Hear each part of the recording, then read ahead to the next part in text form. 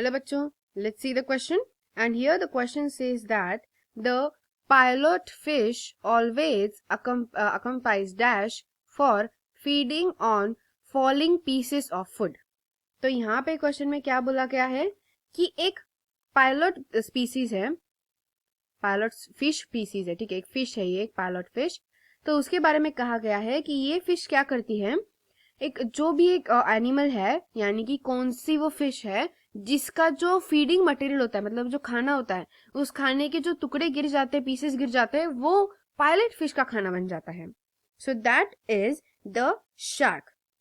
तो बेसिकली जो शार्क होती है ना, वो शार्क जो खुद का फूड खा रही होती है, उस फूड के कुछ पीसेस जो है वो क्या हो जाते हैं, उस फूड के कुछ पीसेस जो है वो गिर जाते हैं, पीसेस ऑफ फूड क्या हो जाता है, फॉल हो जाते हैं।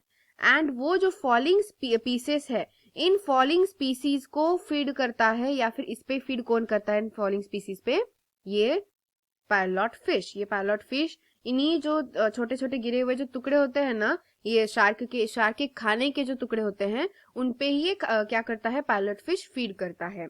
सो इस तरीके का जो इंटरैक्शन या फिर इस तरीके का जो एसोसिएशन है, उसे क्या कहा जाएगा, that will be called as commensalism. इसे कॉमेंसालिज्म कहा जाएगा।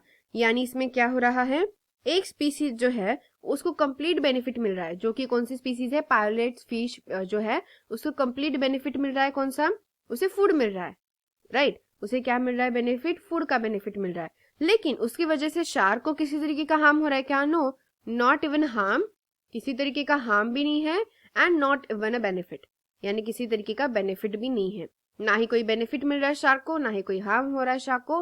बट जो फिश है उसको जो बेनिफिट चाहिए, यानी कि फूड का जो बेनिफिट चाहिए, वो उसे कंप्लीटली मिल रहा है। So that is a कमेंसालिज्म। तो यहाँ पे यही पूछा गया है कि जो पायलट फिश है वो कौन से फिश का बचा हुआ खाना खाते हैं, या फिर गिरा हुआ पीसेस का, टुकड़ों का जो खाना होता है वो खाते हैं।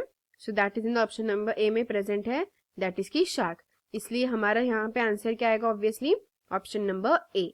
I hope you got the answer very well. Thank you and all the best.